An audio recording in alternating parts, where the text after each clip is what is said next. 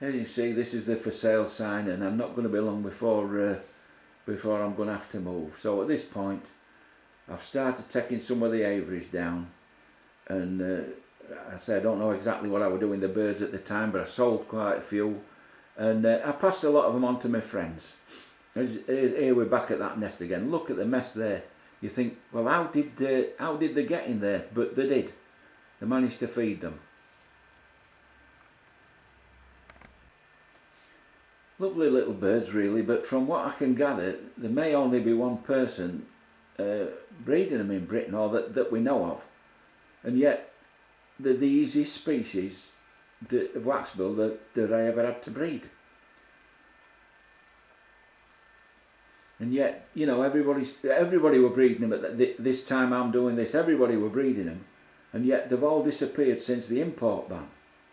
I would imagine they're a big price to get hold of now.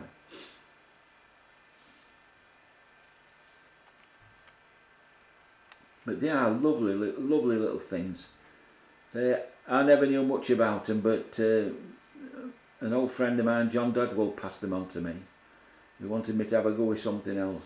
In the past, he'd passed Green Nevada Vats on to me. He was a lovely man, very generous, very caring about the Waxbills, very caring.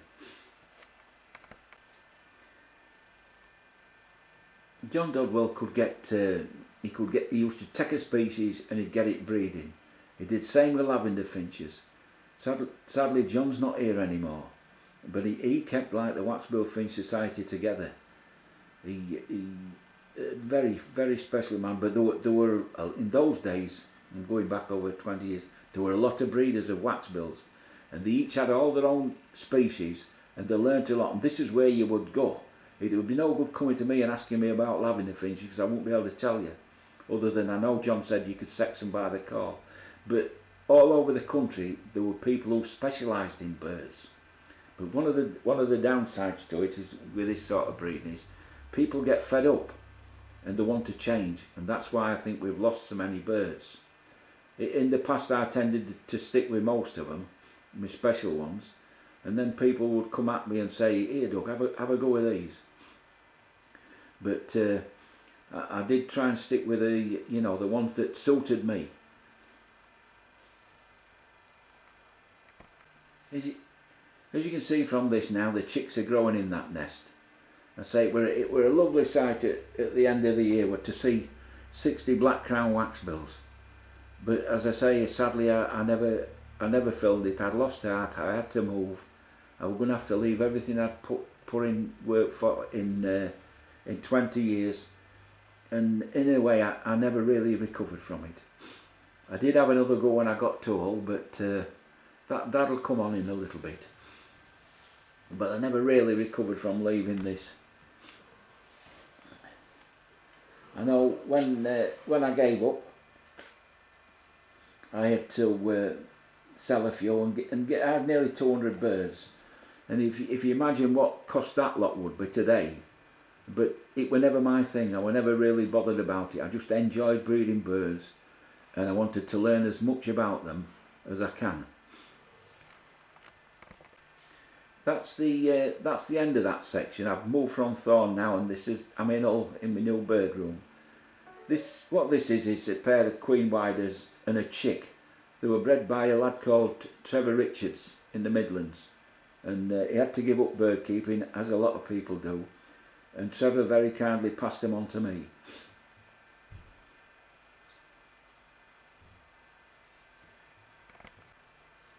Here's just a little bit you can see of how I were keeping birds when I came, and a lot of it's indoors. I don't know if there are any of these birds about now. I'm a little bit out of touch. I haven't had birds for a few years now, but I'd always fancied these, but I never managed to get any in Thorn, where I think I might have had a better chance of breeding them. I don't know whether it's St Helena's or Red Ears that the roast, what they have where they lay the eggs, but all I had were orange cheeks. So, but I never achieved anything with them. So here I am in Hull now, and I'm specialising in blue caps and orange cheeks, and I've got a few Bengalese doing a bit of fostering, but I think that's mainly all I had when I came to Hull.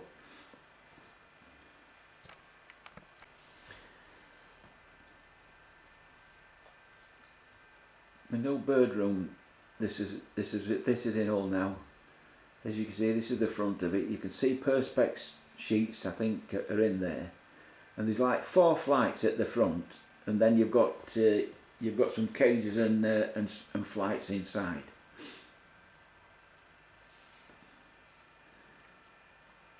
It'll be later in the year, and I've got a few orange cheeks in here with the widers. I can't really remember what I was doing at the time, because I say it's 14 years since I've seen this, and I didn't know what was on it.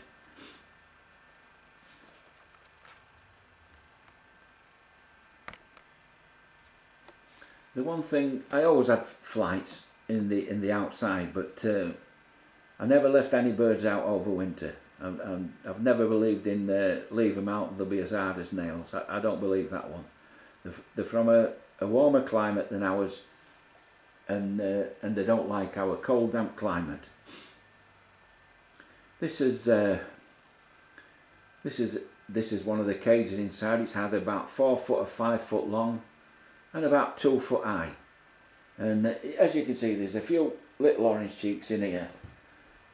There's no cover, so you can see how we're getting somewhere with this species. Instead of having a load of cover, here they are. They were on a simpler diet. There were no fruit flies about in here, and I'd always relied on fruit flies in the past and mealworms. So what I would have been using were a few frozen pinkies that were defrosted.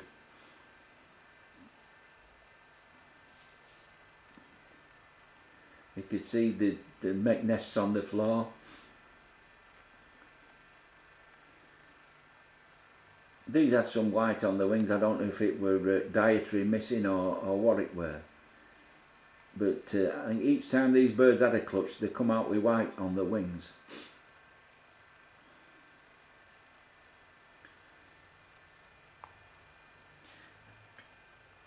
You can see it a bit better from there, the size of them. These were cages that were given to me by a poor chap who was dying with cancer. But a few of us came, moved his birds, and he wanted us to have everything. He had a massive bird room, and they were giving that away as well, but I didn't even have a garden big enough for it. But a lovely man, a lovely man. And today these cages are still in use, and really, they've got a lot of space. You could breed quite, all sorts of species. I think my friend Neil at the minute is breeding violet ears in them.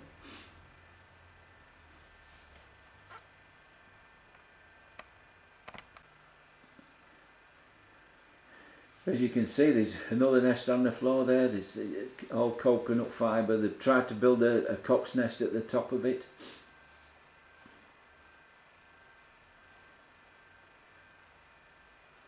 These lovely little birds. There's a lot of differences in these orange cheeks, in the colours and from where they've come from. Even though there's supposed to be only 2 subspecies, Turgentis and Focata, but I saw quite a lot of difference. In fact, there's one with big long beaks and they're ugly. I didn't like them. This is just the blue cap's nest. It's tree at bottom of the garden. There were blue tits, sorry, and there were a crow's nest above it as well, and they were breeding as well. You can see from this bit, this is the outside section. The front panels are now off, and it's not a bad little space. But these aviaries were only allowed out in there as the warmer months came, and then as it got towards autumn, I would take them back in again.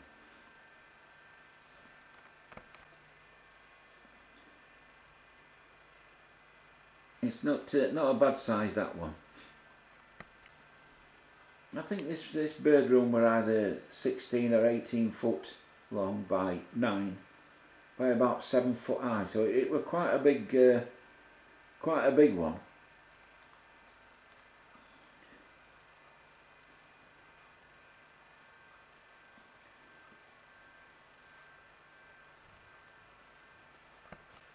You've got quite a bit of flying space there, and as you can see, they're breeding in these cages.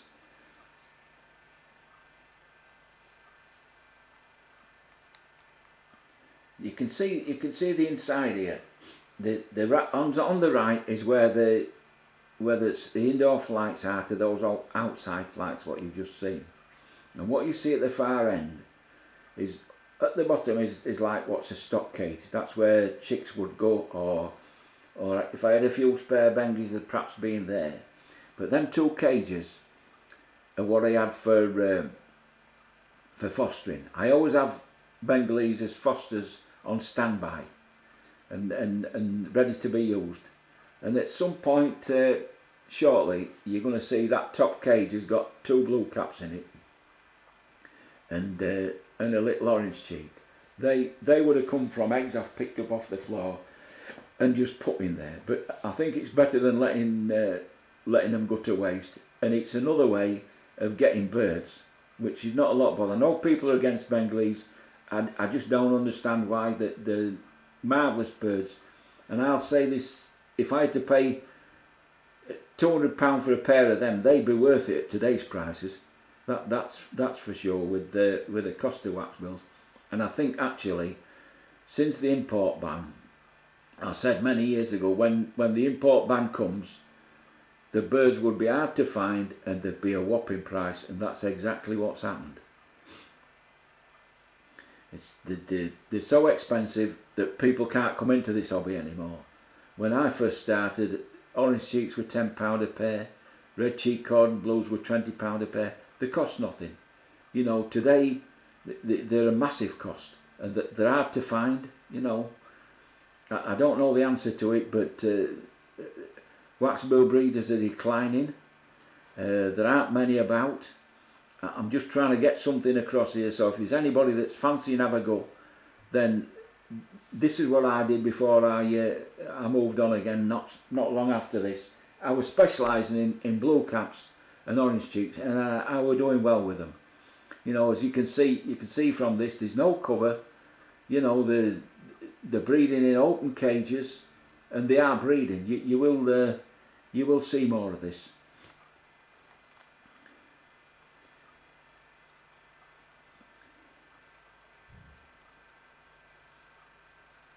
That's looking at it from the other end, and not my tubular eater, my little eaters at the end. I remember recording this, the little blue tits. There were quite a few of them came out, and then they'd be sat in the pine tree for a while. But they've got nothing to do with Waxbill, so I'll stop that bit. This again was one of the young crows from the top nest. It were sat at the bottom of the garden and just watched it for a little bit.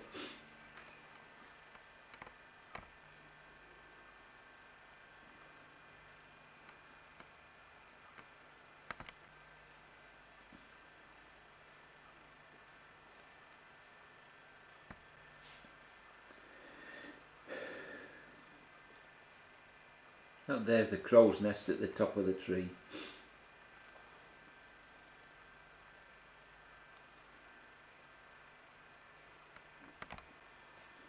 Here we have a few little young orange cheeks in the outside flight. I can't remember how many I bred that year, but I know I was doing alright with them. And my experiments have been paying off.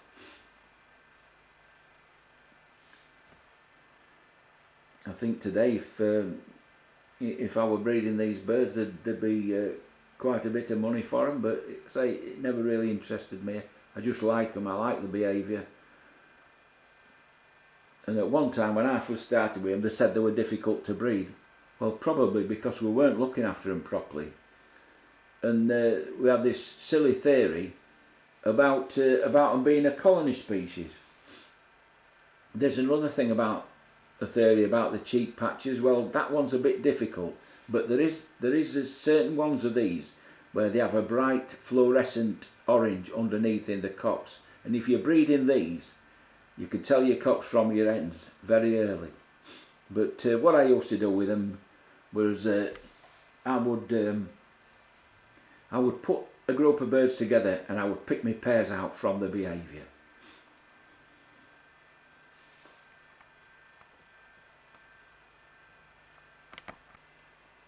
This is one of the things I've talked about. This little fella came from an egg that I'd picked up, and there's the same cage. You can see there's one blue cap there. There's a couple in there, and these are the sort of things I used to do.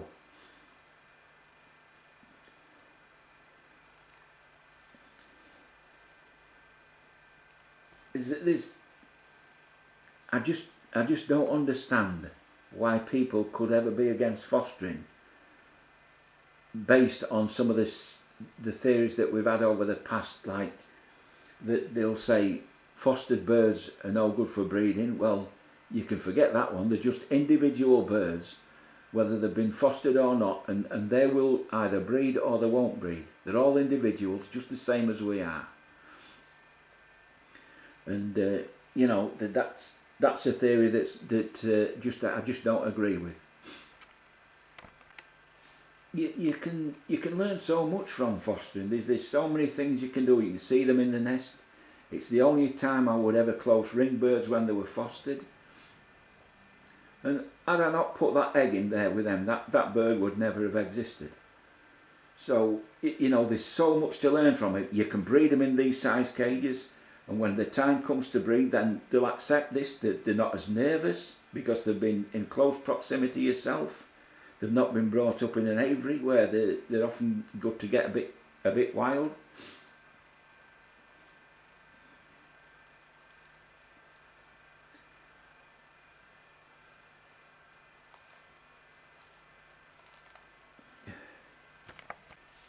The birds that have been fostered, they will feed the chicks. It's you know, it's just their own individual thing. It certainly wouldn't put me off. These are all being parent reared in cages. As I say, I don't normally do filming in cages because of the wires. You can't get rid of them. But it sometimes just shows you things.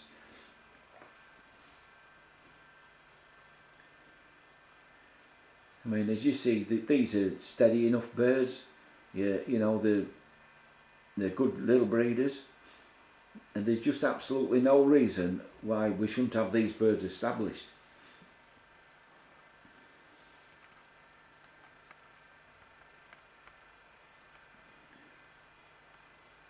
Lovely little things. Here you can see on his ring, it's got my initials on there.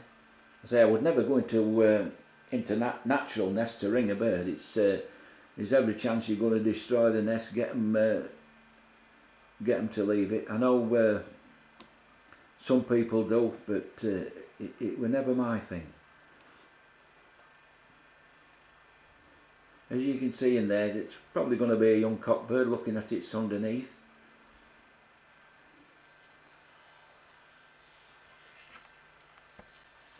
Another thing they say about fostered birds is they won't feed the chicks. Well, again, it's not something I believe in. I've done it many times with them. The one thing I never used to do, I never used to bother whether the bird were fostered or not. I just would check the bloodlines, and that was the main thing. And what I tried to do, I learnt from a friend, I was trying to breed through generation after generation of bird to get the type of birds I wanted in the shape that I wanted, and how they would breed. So they would breed in my environment. They've been fed on the normal diet, because my Bengalese always got the same food as my Waxbills would.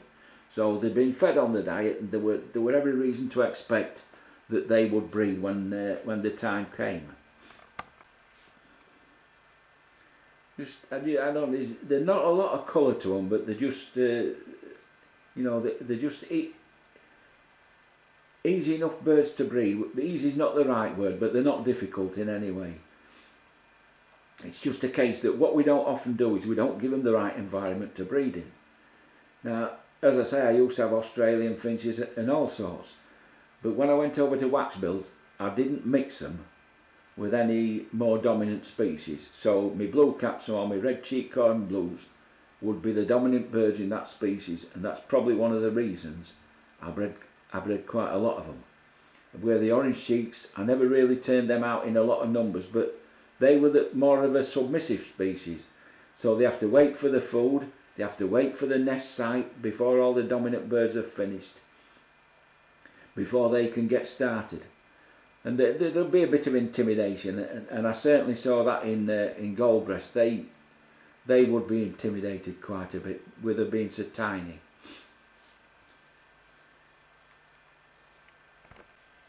So don't be put off by what some of the things you hear, because it's probably not accurate in a lot of cases. These birds they will go to nest. You know, when you foster them, they'll go to nest just the same as anything else. There's just so much you can learn from fostering, and I say I bred most of my birds were parent reared. And when I wanted another bird, I'd go to another breeder to get one. I didn't really go for imports. I didn't really like imports.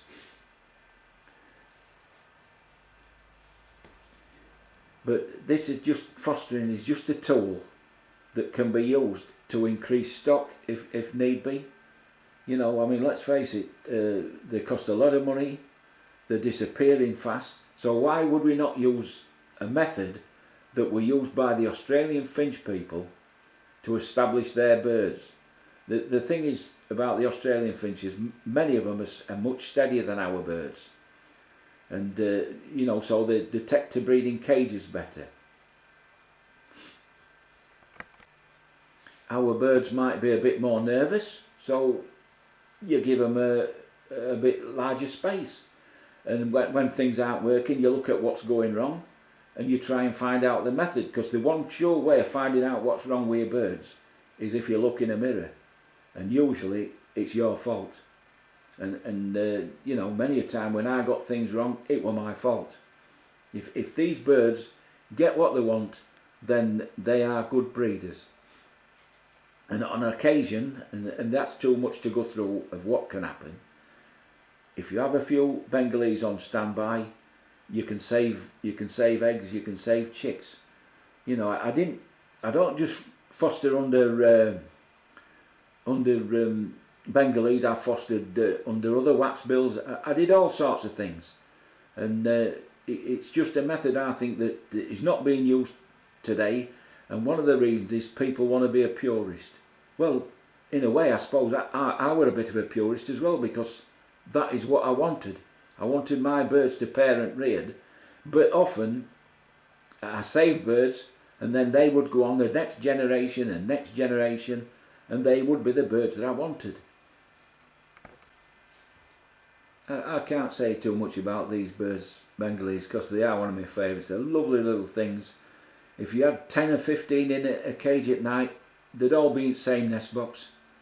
I've never seen fighting or bad behaviour from them. Really, they are little angels, and they're worth the weight in gold. Say, I hand-reared two, and they were just like if you'd hand-reared a parrot or a budgie.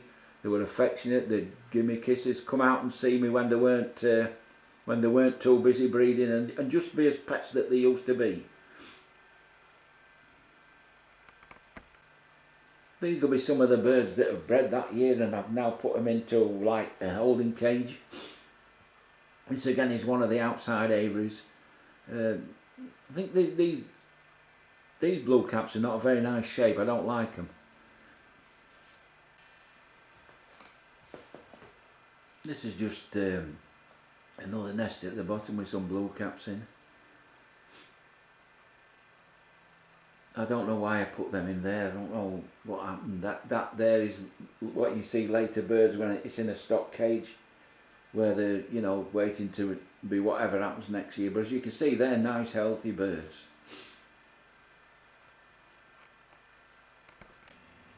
Here's just a couple of young blowcaps. For those who think that I never did, I don't believe in outdoor aviaries, this is proof. But my birds were never subjected to cold weather. You know, it were never one of my intentions to try and get them really hardy. I probably kept them. I don't know the exact temperature, but I probably kept them in the bird rooms that I sat in at a warmer temperature for myself, so that I could sit in there, be comfortable and watch them. I worked out in all weathers, some terrible weathers, worst we've ever had in this country, and I don't like cold weather, and I never wanted my birds subject to that. So I looked after them as best I could. I would bring them in over winter, and as it got to spring, I'd start looking at them from Christmas onwards. I'll be starting to look at them, try to see which pairings were going to go where, and then I would look to the indoor at about maybe April, March time, get them breeding in the indoor aviaries, but they'd stay in there until we got to the warmer nights, and then once the flaps were open, they would go out in the day, enjoy the sunshine, because by then we could have some warmer days, and at night they'd come back in and they would look after the babies. So that's my theory on it. If you protect these birds, you'll benefit from it. Your birds will be better for it, and they should have good breeding seasons. As I say, I've bred a lot of birds. I don't just have a few in an aviary and throw whatever in and hope that they get on, because they're on the best behaviour when we're not around. And there will be intimidation in there, and if you're not breeding plenty of birds, then your mix is wrong or you're doing something wrong. Because the one thing you can be sure of, the birds wants to breed. So it's our job to make sure that that's what they do.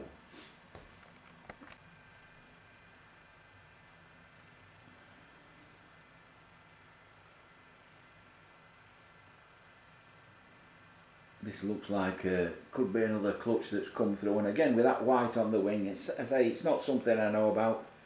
I certainly don't know everything about bird keeping, but I have a knowledge of these species, and I have my beliefs. It's not what everyone shares, but I've done it, I've proved it. You'll go on internet and you'll see people saying Bengalese won't foster this and they won't foster that. Well, I've fostered everything from gold breasts upwards. I know there's a theory that with some of the dark skinned birds you have to use Bengalese for that. Well, that's not my area. I wouldn't know enough about that to say, but I worked it to the best of my knowledge.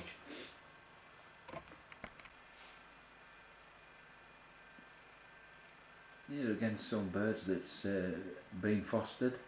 As you can see, that young blue caps have got good full crops.